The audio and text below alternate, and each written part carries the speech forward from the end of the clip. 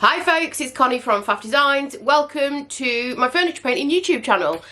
I am going to show you today how I got this Indian inspired kind of look on these three nests of tables. They didn't play ball, not going to lie. It was one of those that I almost set fire to several points during the week. But we got there in the end, and I'll explain how I did it, how I got there, and some of the fails along the way.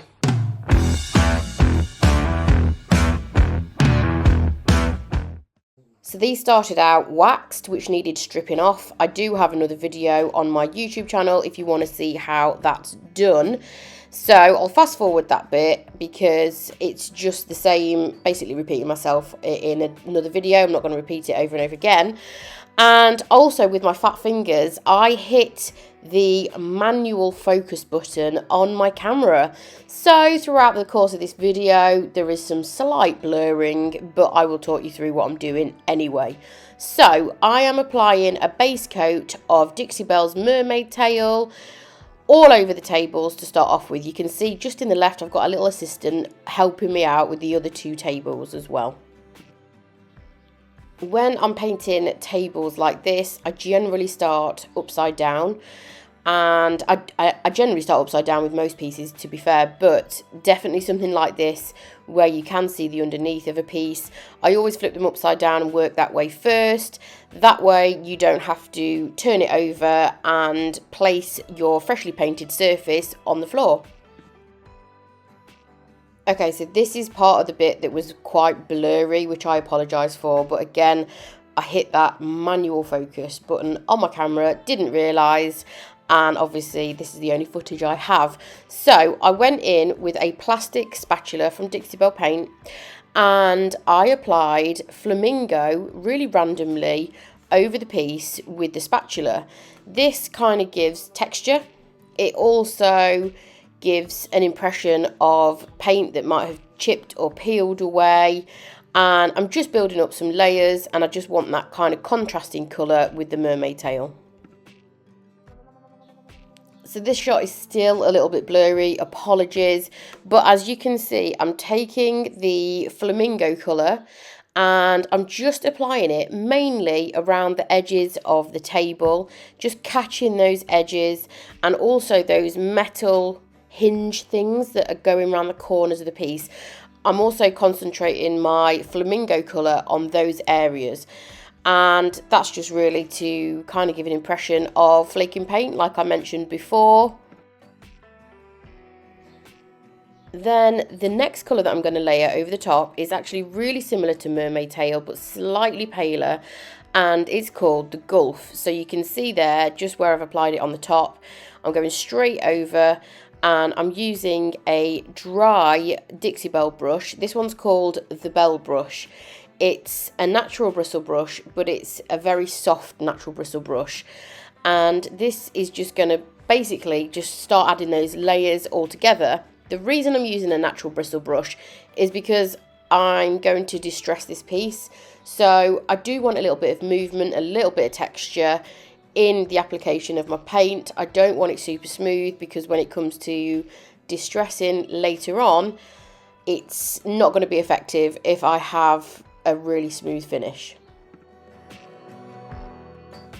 So that colour, which I'm not even sure if I mentioned the name of the colour, it's called the Gulf, the turquoise colour that I added over the top. That colour was set to dry one side. I let it completely dry, and I'm just ever so grateful that this seems to be fairly in focus because it is quite a detailed clip. So I'm using the Silkscreen stencils in the pattern Mandala, and I'm just picking out some very, very small areas of the pattern to basically give a kind of almost hand-painted look to these tables. So I'll give you a little bit of a backstory about why I'm trying to create this look. A while ago, I actually ordered some vintage Indian block printing blocks, which are traditionally used in fabric printing. And I ordered them wanting to use them on furniture, but they didn't quite work. Number one, because they're vintage. Number two, because they are designed to work on kind of more of a softer surface, and obviously furniture is not soft. So it's kind of not the greatest result. So I'm trying to replicate that kind of look with a silkscreen stencil. Silkscreen stencils differ from a standard stencil because they have an adhesive backing. They also have a mesh in the negative space rather than just an empty hole, which means you can get a much more intricate pattern, and they are less likely to bleed through because they've got the adhesive backing. There's a number of different ways that you can apply silkscreen stencils or paint through the silkscreen stencils. I'm using a brush here. You can use the squeegee tool, which comes in the pack, and that gives a far more crisp finish to the pattern. You can also use a thingamajig tool, which is available from Dixie Belle. You can use a sponge dabber. You can use loads and loads of different ways to stencil. I'm using a very small stencil brush to get the pattern onto my piece. The reason I'm using a brush is because I want to kind of replicate that stamped or hand stamped or even hand painted kind of look.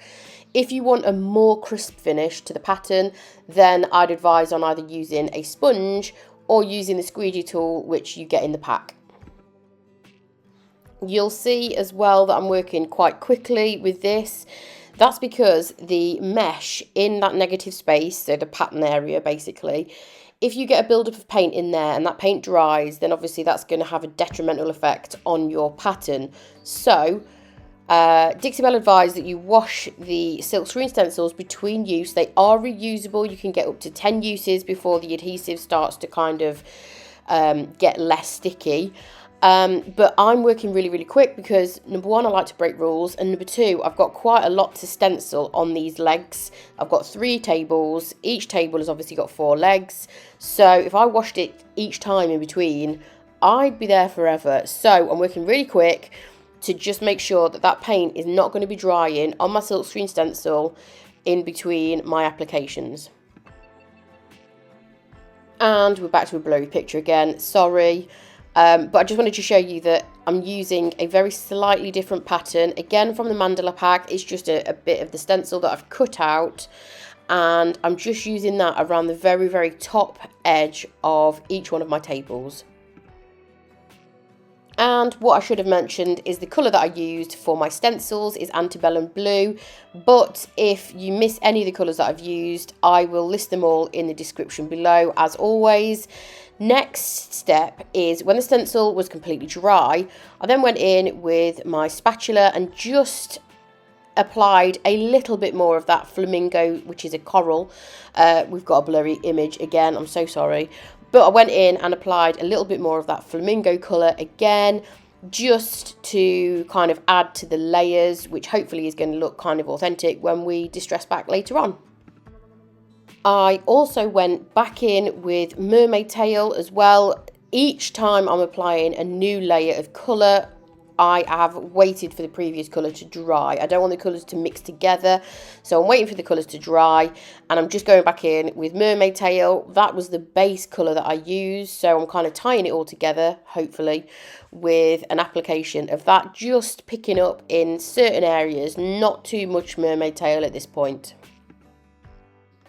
And then I am going to take my electric sander and I'm going to sand everything back. So this is my preferred way of distressing with my electric sander, mainly because I don't want dust flying around the air because I've got really, really sensitive eyes.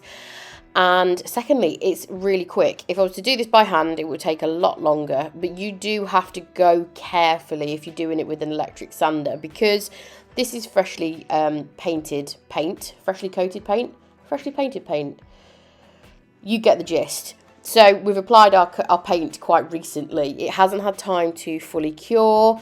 So if you're not careful, you can end up taking the paint back the way back to bare wood if you're not careful. So I'm using I think it was a 220 grit paper on my sander, and I'm using a very, very light hand. I'm not digging in, I'm not pressing on hard. I'm just kind of running it over and getting the desired amount of distressing that I am looking for. Okay, so I've distressed them all over to how I want them to look, and now I'm going to apply a whitewash all over them. This is going to give a sort of sun bleached effect. It's also going to kind of age them. So as well as using more antique methods, you know, traditionally a brown wax or a brown glaze, you can actually use a whitewash to age your pieces. This is just going to give it a more faded look as opposed to an antique-y look. So I have got in the bowl watered down paint. The colour that I'm using is Fluff, and I've just added quite a lot of water in there because Fluff is quite pigmented for a white, so the coverage is pretty good. You can see there it's pretty good for a white, and that's got quite a lot of water in. So I'm just applying it in small sections, and when I've let the paint sit on the surface for a few seconds, you don't want to leave it too long because we haven't sealed this paint, so it's going to sink into the paint underneath.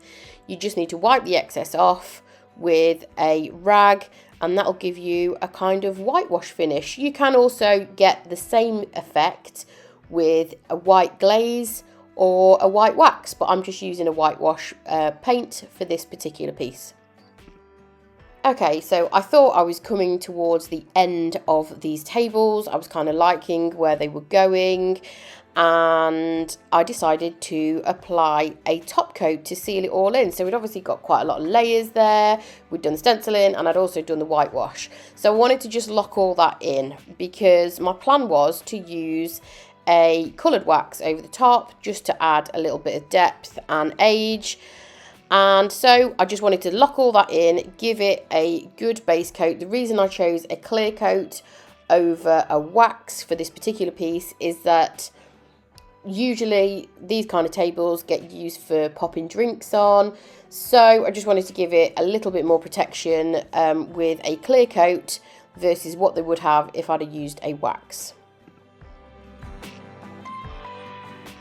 So the clear coat dried, and naturally I pulled towards my best down wax in brown, which is going to give a kind of antique look around the hinges and corners where I'm applying it with the French tip brush.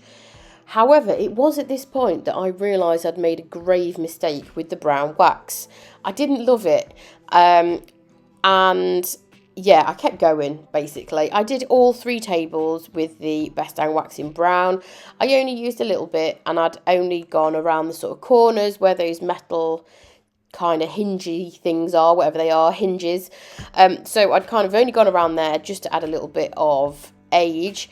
But when I'd finished, I realised I really did not like it. So, dun dun dun, I decided to take the wax off. Now, best down wax is a water-based wax, which means you can easily remove it with either a baby wipe like I'm using here, or you can use a rag that's damp, paper towel, whatever. You can take it off really, really easily. This was, as soon as I finished the last table, I knew I'd made a massive mistake. So I went straight in and took it off. Even when this wax has cured, you can still reactivate it. It takes a little bit more scrubbing, but you can do it. But the sooner you can remove it, the better, and the easier it is.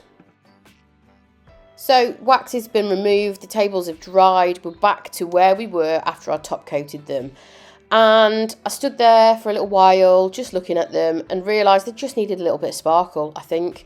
They just needed something just to liven them up. The whitewash had kind of done the trick and dulled them down, but maybe a little bit too much. I don't know. They were just lacking something. So I went in with a Dixie Belle synthetic brush. They're super soft, and I'm using a colour that I've never used before. It's from the Moonshine Metallics range, and it's called Pacific. So the Moonshine Metallics range are super pretty. They are the Metallics range from Dixie Belle, and they are more of a sheer coverage. What that means is they work better with a colour underneath that is very similar to help build coverage of them.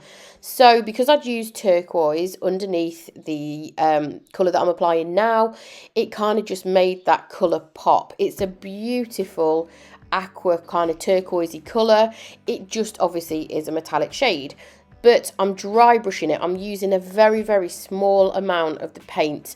What I'm doing is just dipping the paintbrush in the pot, and then I'm rubbing the majority of the paint off onto my rag, and I'm just feathering it over really, really lightly over certain areas to basically just give it a little bit of a shimmer, give it a little bit of a sheen.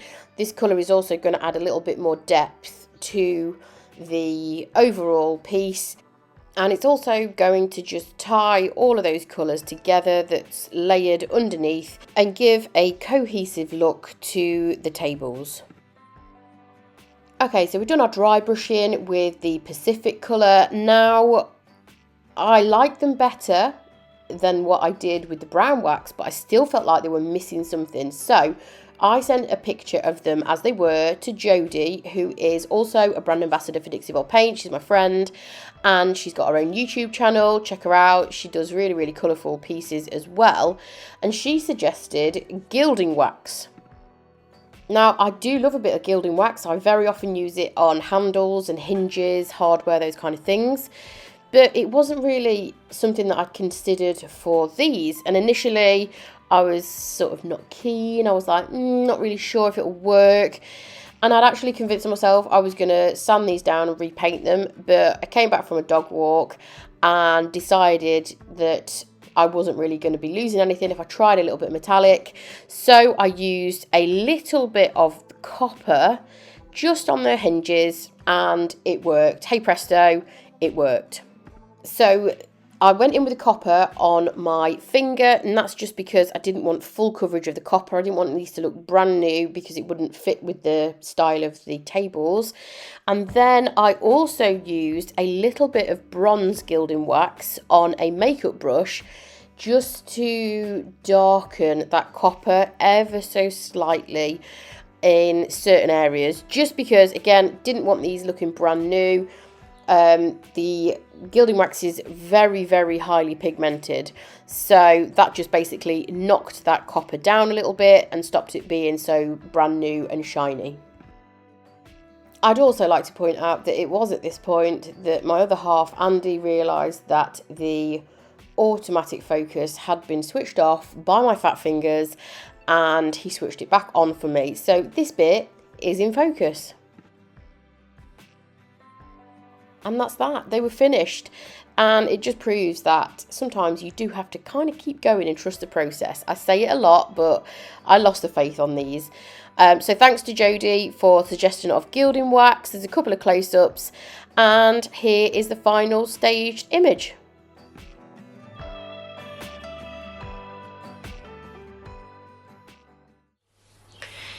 So thank you for watching the video, and hopefully that will explain the process behind some of the stuff that I create. Doesn't always go according to plan, but that's life, and at the end of the day, it's only paint. So thanks for watching again, and make sure you're subscribing to my YouTube channel.